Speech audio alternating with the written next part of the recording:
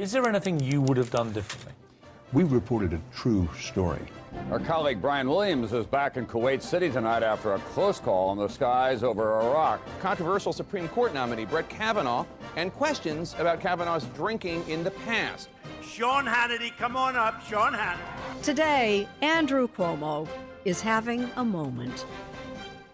Hi, I am Chris Narwhal. And I'm Eliana Johnson. That's a fact, America. Welcome to Ink Stained Wretches, where we break down what's going wrong and what's going right with the American news media. And Eliana Johnson, I got to tell you, I'm hearing a lot of talk about the chicken Big Mac. The talk, the chatter out there on the street. Is it out yet? It's out. My eldest man-child had one. What did he think? He liked it. He had thoughts. He had criticisms. He had appreciations. But I feel like, this is our beat and we're falling behind. I feel like this is where the arc of news is going in America is 2 fried chicken patties with special sauce. And where are we? We're on the sidelines. We got to maybe we should celebrate post-election. We got to do like some drinks and the chicken Big Macs. I'm excited to try those. Well, we're recording a day early this week on Wednesday, and I do feel like it's bad timing. Why? Because this interview, Kamala Harris's sit down with Bret Baier, is today. Yeah. After we record. Yeah. Bad timing, and I mean, I'm just seamlessly transitioning us into our front page. But we're going to look so sagacious. We're going to look so perspicacious. Why? Because we're going to be so right. We're going to be so right in our predictions about what will happen in this high stakes debate or high stakes interview.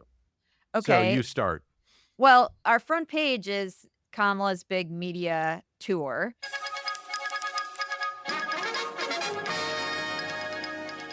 Starting with, it's a big deal that she decided to sit down with Bret Baier, and she's also there's a report that she's considering sitting down with Joe Rogan, and she sat down with Charlamagne the God, which she's done before. She did that in 2019, and it went poorly. Went poorly as she talked about reefer and other things.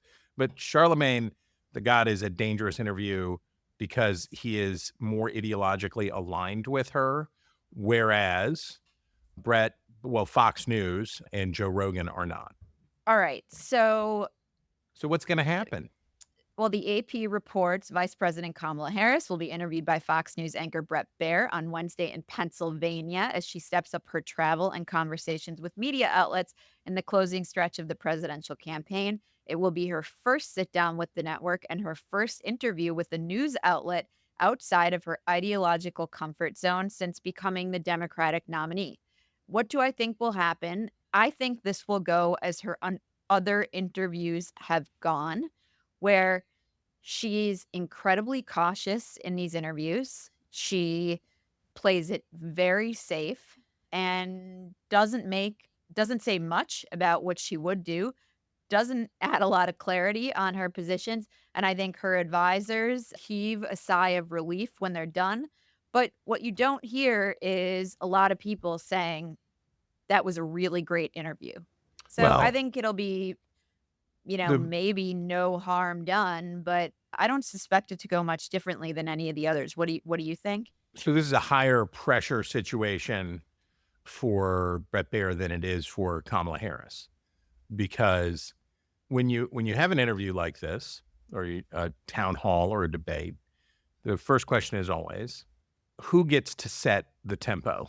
Who gets to set the pace, right? Like a sports contest or any other competition. Who's going to be setting the tempo? And we'll talk later about a J.D. Vance interview. What does Kamala Harris want this interview to be? Does she want it to be, I went to Fox News and I schooled them, right? I brought my prosecutor lady energy, the same energy that she brought to her debate with Trump, which works for her in her debate with Trump? Or is she actually looking to persuade the people who watch that show? So, anytime you have school them with what and persuade them with what? Well, so the point being, who's her intended audience here? If the intended audience is the people who normally watch Special Report at 6 p.m., then she wants to say what she said in a lot of settings. I'm actually really moderate. I'm not what you've heard about me. I'm not what's been depicted by Donald Trump and the right-wing media, what you see on other parts of Fox News. On the other hand, that's hard to do. And it depends also on goodwill from your interviewer. It also requires, if Bret should say, well, you said right. you said you supported sex changes, federal funding for sex changes for illegal immigrants and inmates in 2019. Where are you on that now? Her campaign's just been silent on a host of issues on which she took positions in 2019, and they want to say nothing about that now because they don't want to anger the left flank of the Democratic Party. Persuading people she's a moderate now would require her to repudiate those positions. So as I say, it's the harder one Yeah. to do. The harder one to do, and she has answers to these questions, but her answers are unsatisfactory, right? Her answers are like, I grew up in a middle-class family. right, her I answers was a are, middle-class kid. right, I'm not going to talk about this stuff. And so that's harder. The easier way is to hope that it gets confrontational. And when you say, you know, how's she going to school Bret Baier? If you're not going for Bret Baier's audience, all you have to do is be combative, and your people will say you schooled him, right? Because this is fundamental attribution error, and this is hostile media effect, and all of that stuff on voter and media consumer psychology, which is for people who don't like Fox News. If she goes on Fox News and it's adversarial, they will say that she won. They will, unless she falls out of the chair, they will say she was tough. She really took it to him. I think the big question here is Bret Baier is going to take an enormous amount of heat from his own audience about this, right? So what they will want, what many in the Fox News audience will want, is for him to be a monster, right? They will want him to say, you know, your husband's a domestic abuser, piece of garbage. How do you account for yourself? They want him to say, how do you live with yourself lying as much as you do? And that's what many in his audience will want. On the other hand, to be a credible journalistic outfit, they have to do a normal kind of interview. And finding that, you know, Bret Baier did a very good interview with Donald Trump. To my recollection, I think the last, you know, we'll talk about the Bloomberg interview Trump did or whatever that was, but I think Bret Baier was one of the last people to get a network sit-down kind of interview with Donald Trump. I may be forgetting some, but he did a good job, and he asked him tough questions. If he can be basically that way with Kamala Harris, it will be unsatisfactory to many in his audience, but he probably gets away with it. This is definitely a high stakes number for both of them. I think if Harris wanted a combative interview, you know, she should have sat down with Laura Ingraham or Sean Hannity. I actually don't think we're likely to see that. I don't think so either. I think that Bret Baier will want to keep it normal and want it to be that way. But right, it's sort of like when Barack Obama did the Bill O'Reilly interview. And that was like, oh, okay, you want to have the fake tough interview where you sound grouchy with me, I blow off your questions and dismiss the premises of them, and everybody's audience walks away and says, my guy won, then you wouldn't go on Special Report. So she's doing the tough one. She also sat down, as we mentioned before, with Charlamagne the God. And this is part of her effort to win over more Black men. We saw Obama last week talk to what he termed the brothers, and he basically accused them of being misogynists for not supporting Harris and said they need to get over their misogyny and go vote for her. And so the New York Times writes that during a free-flowing interview that often spoke to the concerns of Black Americans, Ms. Harris was contrasting her vision for the nation with Mr. Trump's when Charlamagne jumped in to say, the other is about fascism. Why can't we just say it? Yes, we can say that, Ms. Harris replied. She agreed with Charlamagne that Mr. Trump has embraced fascism and said that his plans would make it more difficult for working people to get by and to destroy our democracy. Republicans have accused Democrats of fomenting political violence, including the assassination attempts on Mr. Trump by labeling him a threat to democracy.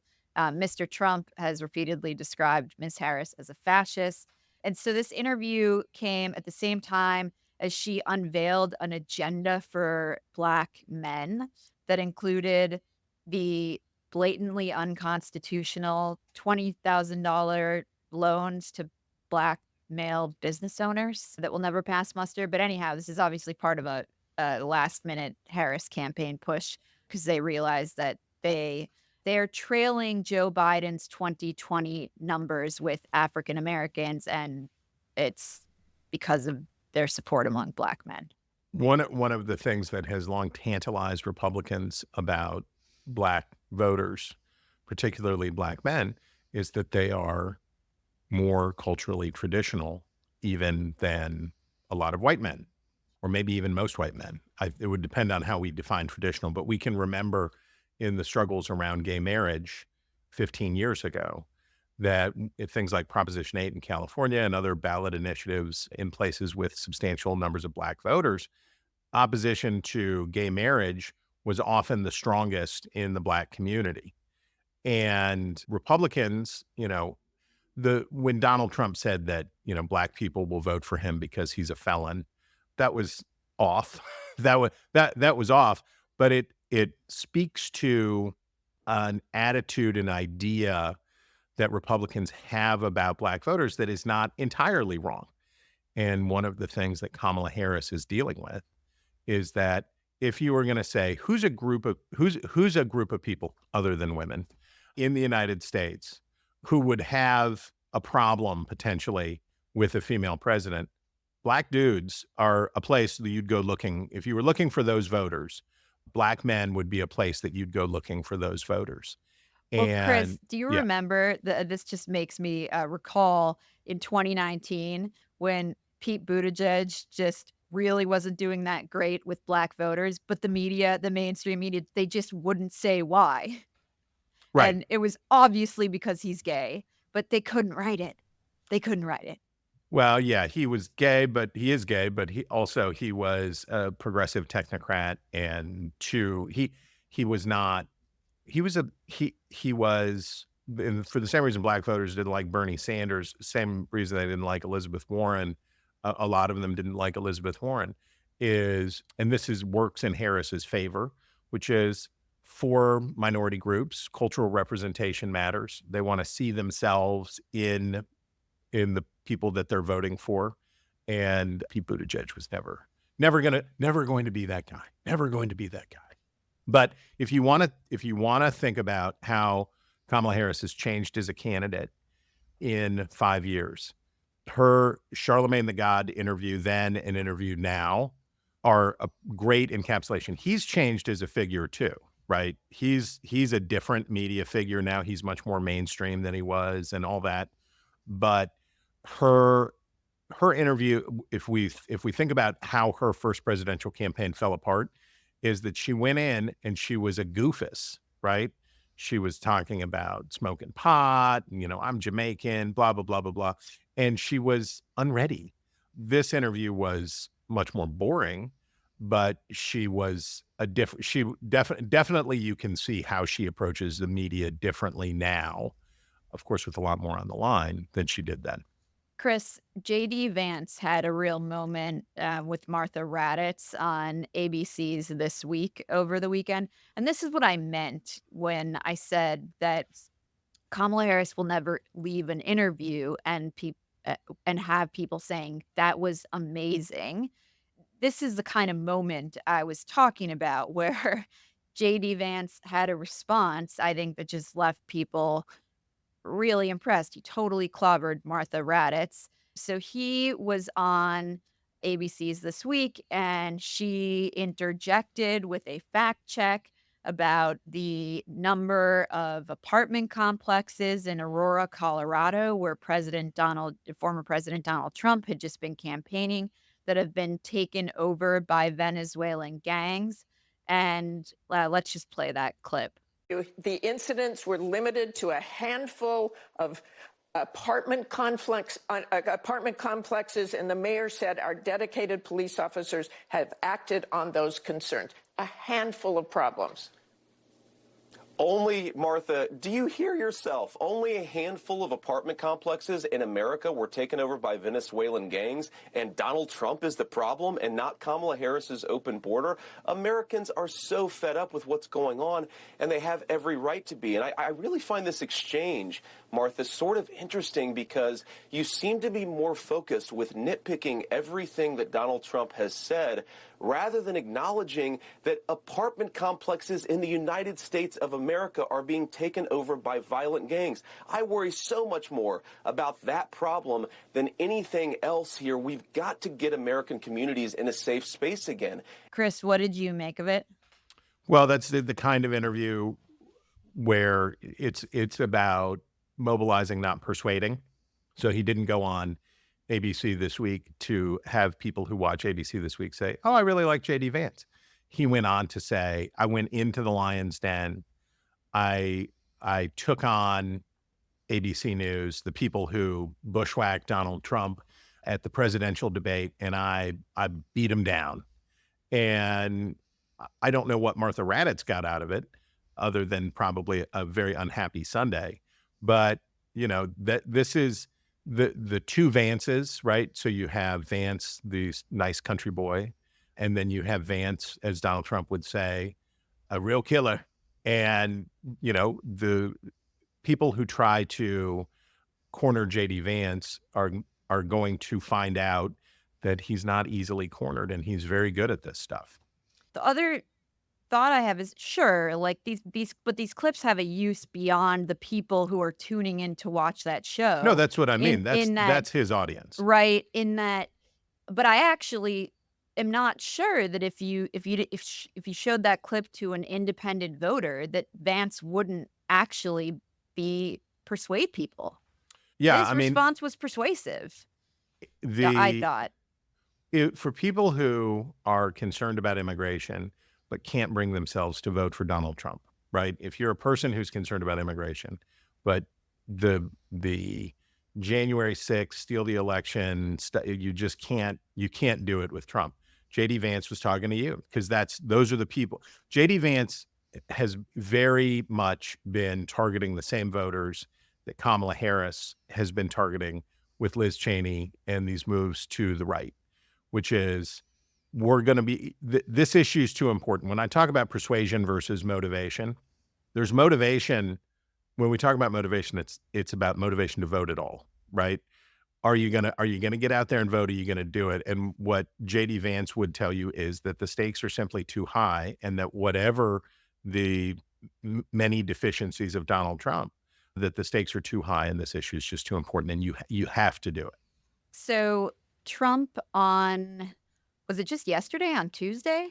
Yeah. Sat down at the Economic Club of Chicago with Bloomberg News editor-in-chief and former editor of The Economist, John Micklethwait, for a long interview.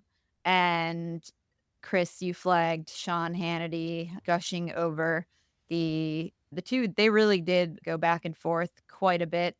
And you flagged Hannity delivering effusive praise for former President Trump and lauding Trump's performance as his, quote, all-time greatest moments on the campaign trail. Yes, and that he absolutely schooled his interviewer. And, you know, I hate to remind everybody, but we do not have any economically literate candidates available for president this year. And listening to Donald Trump try to talk about tariffs and how they work was as painful or more painful than listening to Kamala Harris explain the housing market. And Trump did this interview, and you know, you include the Hannity thing because just to the point of what do you expect him to say, right? Whatever it is, it's going to be the best. the worse it goes, the better you have to say that it is, right? The worse the performance, the more committed you have to be to saying it's great. But I mean, obviously it was an incoherent, preposterous interview that Trump was not prepared for and couldn't do it, which is why we see Trump backing out of an interview with CNBC. And this is part of Harris. So why is Harris doing Fox News? Why is Harris doing all of this stuff? Yes, we've got this specific campaign targeted at black male voters, but generally speaking, she's trying to flush Trump out.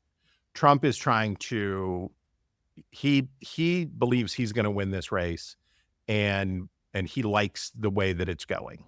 And he figures the way to do it is ride it out, catch the breeze at the end, and tip the Electoral College, or his campaign does. Harris needs the election to be about Donald Trump. That's the election she wins is a referendum on Donald Trump, not a referendum on the Biden administration. So she's trying to get him out there and doing stuff. And unfortunately for her, that means she has to go out there and do stuff. And that comes with its own substantial risks. But in what looks like basically a tied race with 20 days, 21 days, whatever to go. Yeah, I don't think she has any other choice. The question is, will it actually work in getting Trump to do more stuff like the Bloomberg interview? Dropping out of CNBC the day after the Bloomberg interview suggests maybe not. Chris, I was amused by Stephen Miller's tweet, the Trump advisor, which was on the order of Hannity's, but I think better. So his comment was, Trump's Bloomberg interview at the Economic Club of Chicago was the greatest live interview any political leader or politician has done on the economy in our lifetimes, period. The best ever in our lifetimes. It was great. So there it is. The thing about cult of personality, the worse it goes, the better you have to say it is. We need like a Stephen Miller index, a reverse index.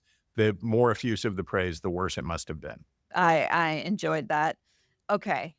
This was odd and I thought sort of tasteless. Curious in your thoughts. So Trump did a town hall in Pennsylvania, and a couple of people in the audience had medical emergencies. One person fainted. I'm not sure what the other one was. And so they ended up having to play music for about 40 minutes. And Harris commented about Trump, I hope he's okay, in a sort of snide way. Am I getting that right? Did you watch what happened? No. Oh, sister. It was a Lulu. So it's a fake interview. The governor of South Dakota, Kristi Noem, does a town hall with supporters, and she's there acting as sort of the news anchor. And so there's a medical emergency, and so somebody faints and they're fainting, and they have to stop. And then we talked a long time ago, I think it may have been McKay Compens, but somebody did a piece about Trump and his Spotify playlist. You remember that? At Mar-a-Lago. No. He's got his iPad at the table. Right. Like, and he DJs. Yeah, and he DJs. So after the medical emergency has passed, Trump takes the stage, and at one point he mouths to Noem, they're not leaving, as if they're so amazed by him playing James Brown and Celine Dion that they're just staying. And so for like 20 minutes after the person fainted, Trump just jammed. He just jammed out on stage. He played Pavarotti.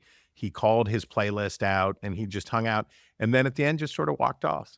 It was super weird.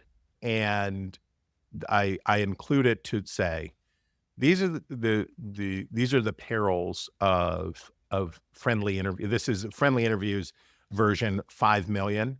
Noem didn't know what to do because she didn't know what Trump wanted to do. And she tried to get him back on course a couple times, but she can't get him back on course. She basically works for him. So she's trying to nudge things along and get it going. And there's nobody there to say to Trump, like, hey, wrap it up. You're done here.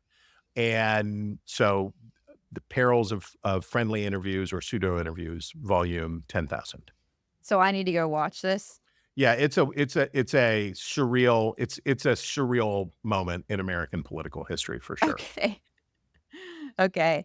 All right. This brings us to our CBS portion of the show, where there's been a ton of controversy, and we didn't really get to it last week because we talked about the Tony Dokoupil situation, controversy around his Ta-Nehisi Coates interview. But there's Yes. a separate controversy around their editing of the Kamala Harris interview, in which they teased and previewed her response to a question. And then the one that actually aired on the show was different. And And we so mentioned this last week. We mentioned that last yeah, we week. mentioned it in passing. And so the Free Press has written a piece that says, release the unedited Kamala Harris transcript, which I also think makes sense. So, like, what's the harm of releasing this full transcript? So the Free Press writes, given the fact that editing can mislead viewers, broadcasters will often release a full unedited transcript of important interviews. It's what CBS itself did in 2020 when Catherine Herridge interviewed Donald Trump. As Herridge, who no longer works for CBS, explained on X this week, full transcripts are, quote, about transparency and standing behind the integrity of the final edit. Given the stakes here, a rare interview with a presidential candidate a month before a very close election, you would think CBS would do the same, but no transcript has been forthcoming. Because of that, we still don't know Harris's answer to an important question, one with profound political and diplomatic ramifications. It's a question that's easy to answer, or should be. And this was something that viewers caught, that the promotional materials for the interview were different than what was actually in the interview.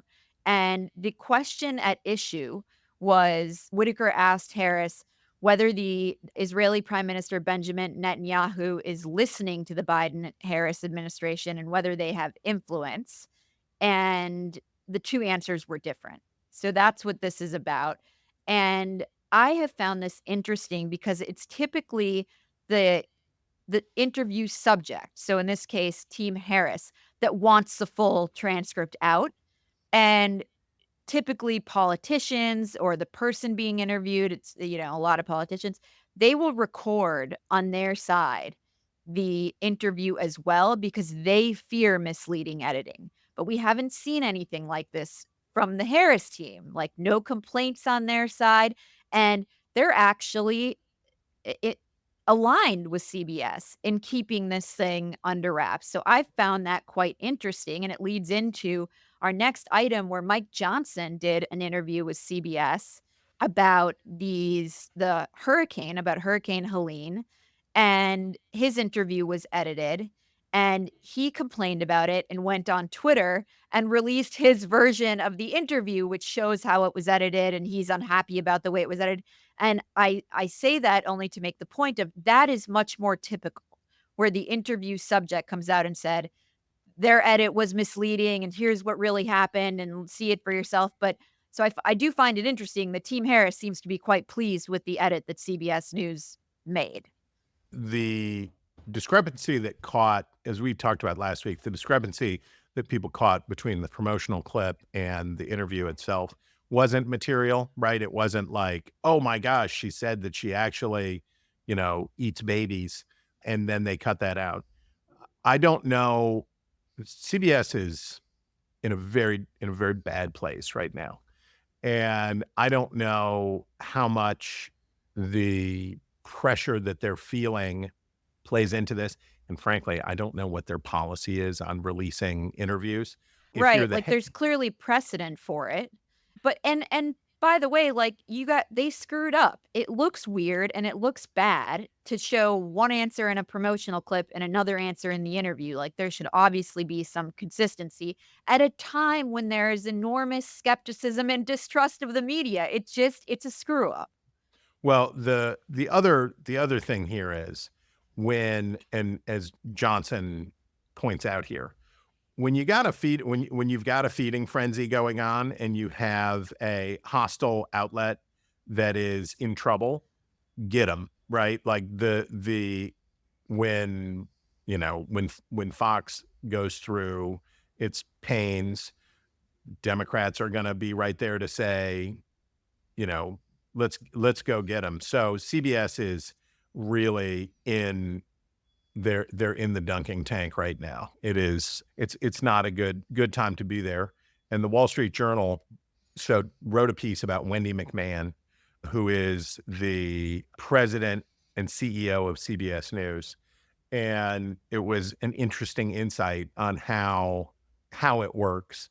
McMahon, 50, is an outsider to the clubby world of network news. The New Orleans native came up the ranks through local television, eventually rising to run Disney's ABC TV station unit. She joined CBS in 2021 as head of its station group and co-president of news, and took her current title in August 2023. So she's an affiliate person. And we talked about this with she comes from local news. Yeah. So this is so what her job was at ABC, what her job was at CBS before this promotion, was taking care of the locals. And what the locals need and want is, of course, very different frequently than what the national organization wants. And especially at a place like CBS News, which is high on its own supply, right? They are rolling around in Edward R. Murrow and Walter Cronkite and all that stuff to a fare thee well. And you bring this lady in from New Orleans, and she worked locals and did affiliates. And obviously there's going to be a lot of folks, hidebound folks at CBS, who are not going to say, oh, great suggestion. Great suggestion, Wendy. We really are looking forward to putting that into action. So that's a tough, she's in a very tough spot. That brings us to our business news section. And Chris, I have not read this news. You're ahead of me here. The New York Times reports that the Washington Post CEO, our old friend Will Lewis, I say that. Still there. Yeah. Still doing it. Still there. Elevates deal making to a top priority. Well, fill me in. So basically, this is the New York Times, Ben Mullen writing for the New York Times, going beyond the question of will he or won't he about Lewis, and what Bezos's business plan and what Lewis is really there to do. And it may be that the objective here is to grow, to acquire, to grow. So the New York Times, when the New York Times did The Athletic, and I forget exactly when that was and exactly how it went, but basically snapping pieces on to the existing thing to expand its market. And if Bezos wants to grow the Washington Post, a great way to do that potentially would be to just acquire, right? To take deep pockets and acquire. And so what else might you acquire? And they check some names here about who they've talked to. So one thing was Punchbowl News, which is what Politico ought to be. I don't know. Punchbowl News is the very inside, very, very DC.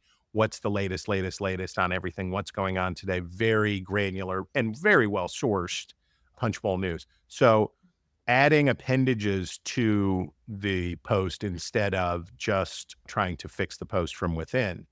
And it's interesting. And of all the things that the Post might do, that could be very helpful because it would also leverage Lewis and Bezos's power.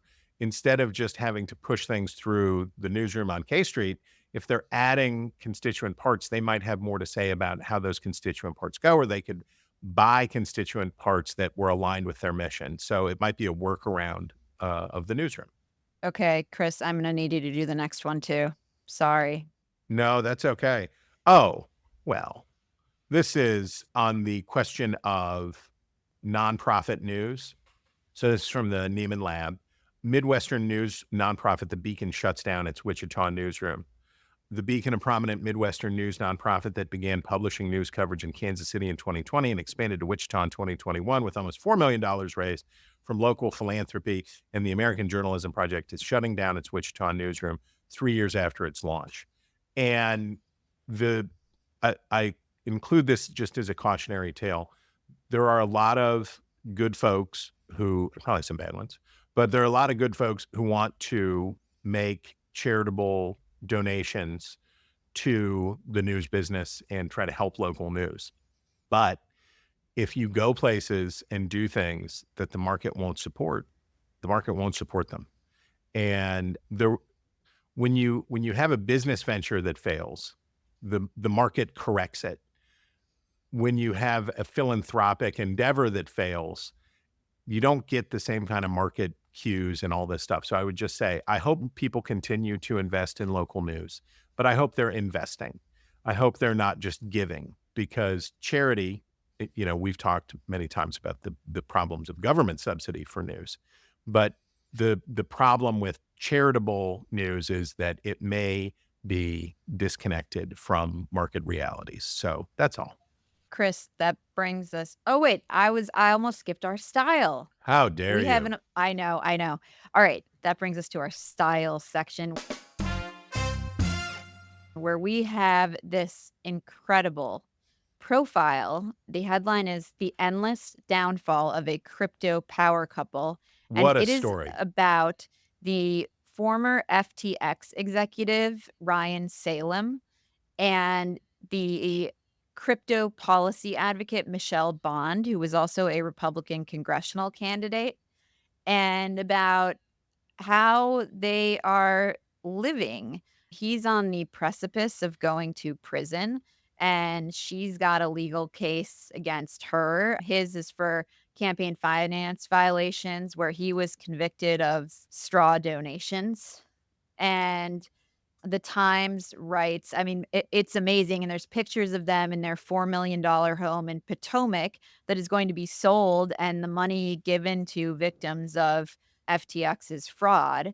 And Salem he's very angry at his attorneys he pled guilty. And he says that he shouldn't have pled guilty. He didn't do anything wrong. He now wants to go to law school to learn the law because he wished he could have defended himself. And so the Times writes, this tale of crypto boy meets crypto girl has turned into a legal nightmare. Mr. Salem, 31, once a top lieutenant to Mr. Bankman-Fried, is set to report to federal prison in Maryland on Friday to start a sentence of 7.5 years after he pleaded guilty to campaign finance fraud. In August, Miss Bond, 45, who lives with Mr. Salem and their infant son in Potomac, was also charged with campaign finance violations linked to FTX. And one of the interesting aspects is that Salem hired Bond to be a consultant to FTX while she was running for Congress.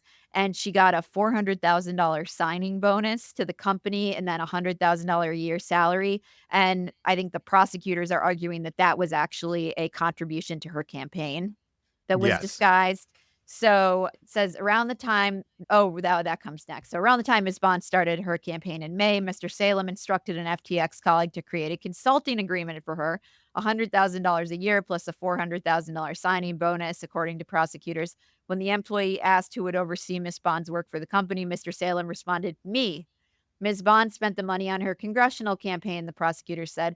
She lost the Republican primary in August 2022, collecting only 27% of the vote.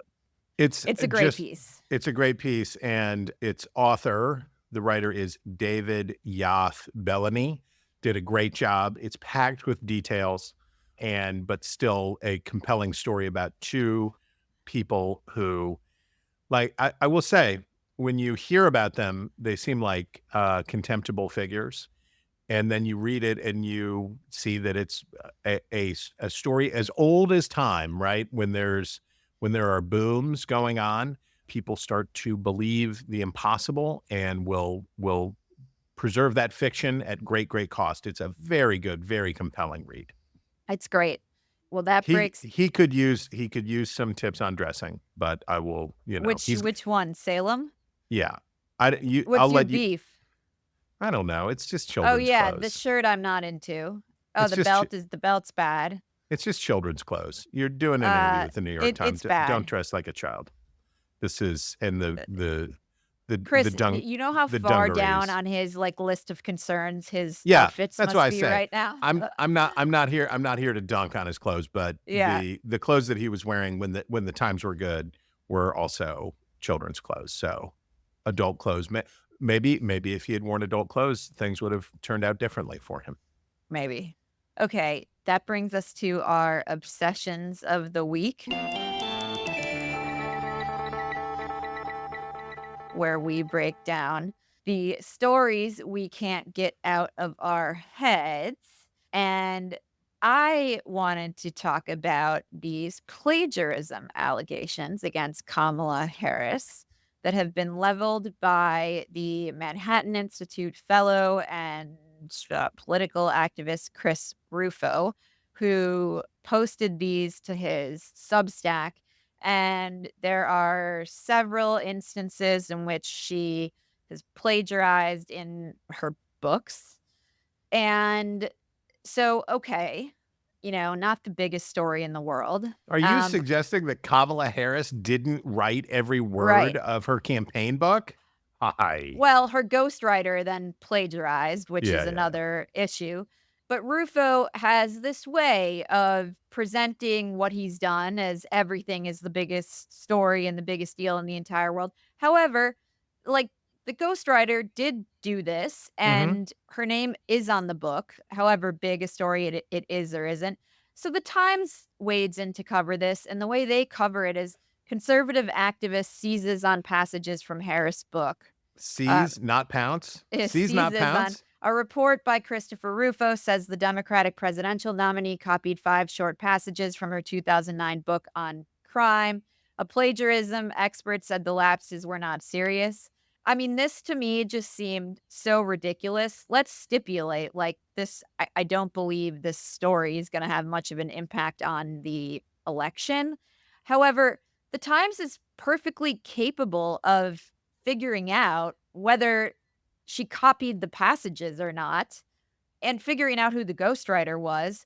And beyond that, so they're saying a report says she did. They're clearly capable of saying whether she did or she didn't. And so they say the 5 passages that Mr. Rufo cited appeared to have been taken partly from other published work without quotation marks. And so they downplay it. CNN did a report saying that she did. So I found that to be sort of interesting. It's a cheesy way to get around saying, well, we reported on the plagiarism allegations. And we've talked before about whoever the liberal blogger was, progressive blogger, who said, here are how you can report on Republican allegations. You can ignore them. You can put them in the context that they're seizing or pouncing. And it's either do the story and I agree. Like it doesn't even seem to me like a story the Times has to cover. Yeah. Do the story or don't do the story. But, so the whole thing was sort of amazing to me. Yeah. Oh, my obsession. Sorry, America. So my obsession is about living history. And the problem of living history is you don't know which history you're living. It was not Mark Twain who said it, but history does not repeat itself, but it rhymes. But what is the couplet?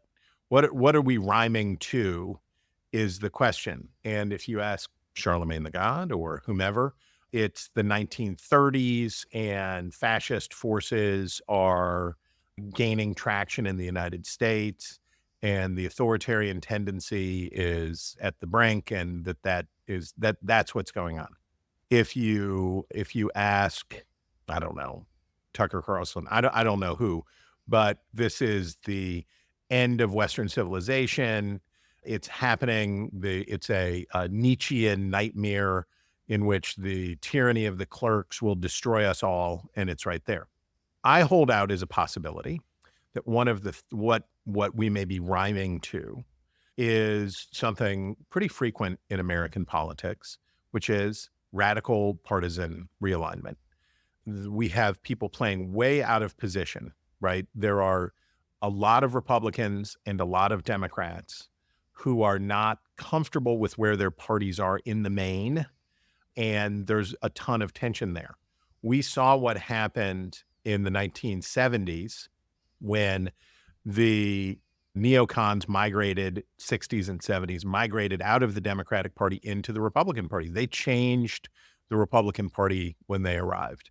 We saw, and the piece that I wrote for the Dispatch this week about the election of 1840, because I keep it relevant, fresh, and cool. The energy that I bring to my journalism is a real clickbaity energy. But about the election of 1840 and how the Whig Party remade itself in response to the Jacksonian Revolution and William Henry Harrison and how that goes. Parties are not ideological vessels. They are principally, they are vessels for winning elections.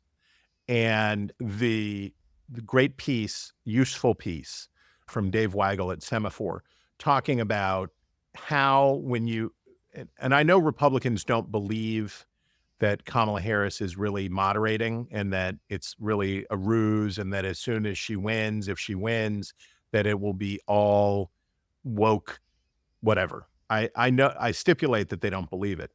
But even if she didn't follow through on her promises, the rhetorical effect in this tribalistic fundamental attribution error phenomenon, Democrats, people defend the Republicans who used to hate tariffs weren't suddenly persuaded in the merits of protectionism. They were persuaded in the merits of needing to stick together and agree.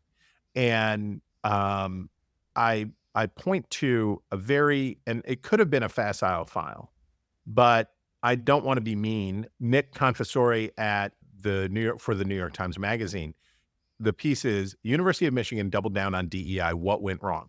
Now, if you wanted to be a jerk, you could say, well, I wonder what went wrong, loser.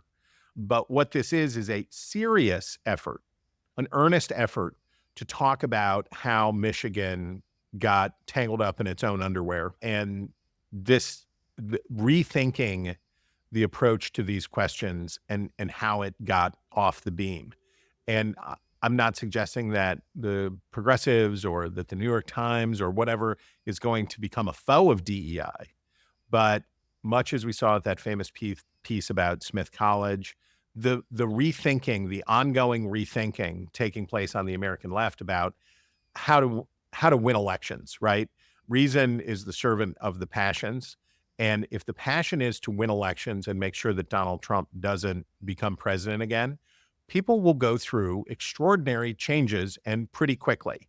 Democrats who were stone cold supporters of segregation, when it became politically not useful to be supporters of segregation, stopped being supporters of segregation. Republicans who were hardcore interventionist, the hawkish, backed the invasion of Iraq, stood with Bush, did all of that stuff. Those people became quasi-isolationists without missing a beat. It didn't affect them because they're trying to win elections. And I think we are living, what Charlamagne the God and Tucker Carlson may be right. I don't know. But I would hold open the possibility that the history we are actually rhyming with are periods of fundamental realignment in the parties. A lot of that will depend on who wins this election. And as if we have talked about, if Donald Trump wins this election, the freak out on the left will be astonishing, and all of that stuff, and who the figures arise and how it goes, be astonishing. Kamala Harris wins. What happens to Republicans? We made fun of that redonkulous Axios piece last week about like the end of the Republican Party. No, but the Republican Party, if Donald Trump loses, will go through these profound changes. So I'm truly obsessed with this idea and really focused on the question of, as working class voters move into the Republican Party and as affluent, college educated, corporate employed, quarter zip wearing people move into the Democratic Party, and those parties then chase voters, what happens to them? And I think on foreign policy alone, I think we are maybe at the threshold of a pretty profound political realignment. Chris, that brings us to my favorite time of the episode, reader mail. And we have a note from Rondi Adamson in Canada, who writes, "Hello, Chris and Eliana. Canadian Wretch fan here. Always look forward to my weekend walk while listening to your podcast. This week's show, October 11th, was particularly delightful to me as Chris expressed his contempt for the use of the word impactful, where effective would be more appropriate and less painful to the ears. I used to believe I was alone in this battle. So glad to discover I have an ally. See below a link to a piece I wrote about this very matter for the Wall Street Journal. I'm not sure there's much hope for dialing this nightmare back, but I will keep trying, and I hope you will too. Thanks again for your work." And the piece is, "Impactful leaves this wordsmith reeling. I also don't care for impact as a verb. Wisdom teeth aside." So we will link this in our newsletter. Boy, of all of my linguistic bugaboos, the verbification of words and impactful is right up there. So I stand with Canada. I stand with our Canadian audience. Okay, up next, we've got a letter from Jason Hedrick in Morgantown, West Virginia. Hey, all right, okay. And he writes, "Dear Chris and Eliana, I have an article that may pique Chris's interest, which is titled, 'Everything's Fair Game at the Roadkill Cook-Off in Marlinton, West Virginia.' Oh, no. As a fellow West Virginia, I'm always wary of articles that attempt to portray West Virginia in an unfair or stereotypical light. This article, however, does a nice job telling the story of this festival in a small mountain town.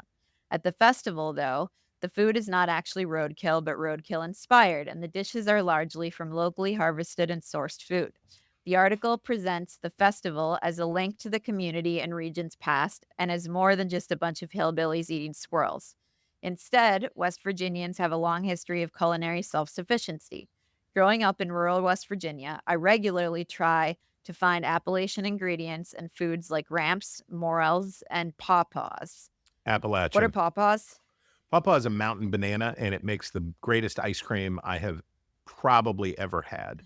I love ramps. It has the fattiness of an avocado with the pungent banana flavor of like what we now think of as the fake banana flavor, but it is amazing and so good. And I have been, and kudos to the Washington Post for doing this. I take, Mr. Hedrick, your word for it. I, of course, anytime we have a Hillbillies in the Mist story, I grow anxious. But Eliana, you will not be surprised to hear that I have been to the Roadkill Cook-Off in beautiful Marlinton, West Virginia. Highly commend Marlinton to anybody who wants a beautiful little mountain town in the world, and the Roadkill Cook-Off is great. And I'm thank you for defeating my stereotype about stereotypes, Mr. Hedrick. Okay, well, I didn't get to the rest of the letter. Oh. But so Jason writes, "Although it's safe to say fewer West Virginians are harvesting roadkill these days, some of the best food can still be found on the side of US 250 in the back of a pickup truck with a man putting a scoop of something freshly harvested in a secondhand Kroger bag for cash. In Appalachia, as in many cultures, food is truly a link to our past and represents so much about who we are as a people. Although the article references local tensions about the new and the old, the traditional and the modern, and the balancing act between inviting people in for quirky festivals and tourism revenue while maintaining their status as a subdued mountain hamlet.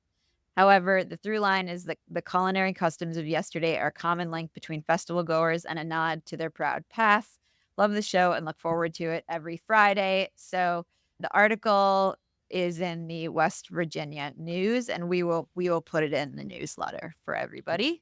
Thank you, Mr. Hedrick. And would you talk to Garrett Green and tell him to quit throwing the ball? Run the ball, please. Let's run the ball. All right, Chris, it is your favorite time of the week, where I am forced to say something nice, but you go ahead first. Well, this was provided to us by my eldest man-child. Chestnut Championship in England is roiled by accusation of cheating. It's a delightful, it is the epitome of a bright. Not chess, but chestnut. Yes, no vibes needed on this one. So they call the conker is a Buckeye chestnut, and the competition also known as conkers, goes like this. Holes are drilled through the conkers and strings are threaded through each one with one conker on a string for each competitor. Two opponents face off. The goal of destroying the other person's conker with your own by whipping one against the other. Last person standing with an intact conker wins. And let me just tell you, folks are taking it serious. Folks are taking it real serious out there. I love human beings and their obsessions. And I only wish that when I was a boy, what do you do with a Buckeye? You whip it at somebody. You fling, you pelt each other with Buckeyes, preferably when they're still in their spiky outer hull. But obviously, this is a much more sophisticated, much more serious way of doing it. I hope that the cheating scandal does not forever tarnish the realm of conkerdom. All right, Chris, my favorite, I hate to end on a depressing item, but my favorite was this long New Yorker piece about a man named Patrick Clancy, whose wife, in a fit of postpartum depression or psychosis, they don't really know, but they get deep into it. She was on a lot of psychiatric medications to treat postpartum depression and anxiety, killed their 3 children. And so he's living alone in an apartment now as his wife awaits trial. And the New Yorker just did a really long piece about him that was really well done, talking about her symptoms and the doctor she had seen and how she was treated and what medication she was on. And it's very, very good. I highly recommend it. It's so sad to think of. Highly recommend it. That is all the time we have for the news about the news. If you have a story you want us to talk about, email us at wretches@nebulouspodcast.com and sign up for a newsletter at nebulouspodcast.com. This has been Ink Stained Wretches from Nebulous Media, produced by Colin Chicola. Find us on iTunes or wherever you get your podcasts. Just search for Wretches.